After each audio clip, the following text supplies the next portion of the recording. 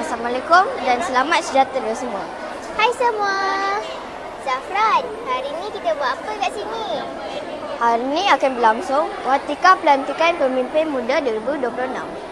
Siapakah pemimpin-pemimpin muda ini? Pemimpin-pemimpin muda di sekolah seperti pengawas sekolah, pengawas pihak sumber PPS, pemimpin rakan sebaya PRS, Student Leaders Board, SLB dan ketua kelas, penolong ketua kelas serta murid turus. Jom kita sama-sama saksikan.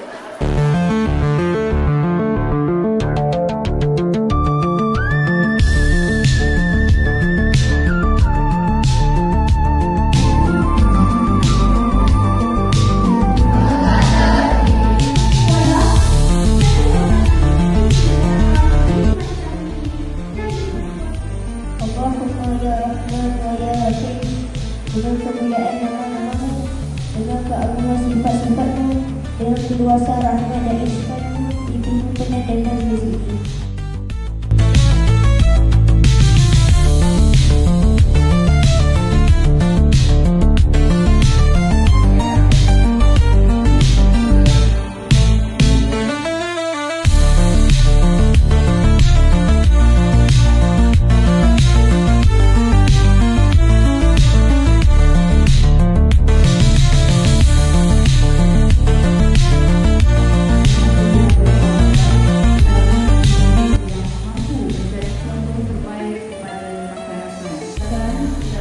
Bercakap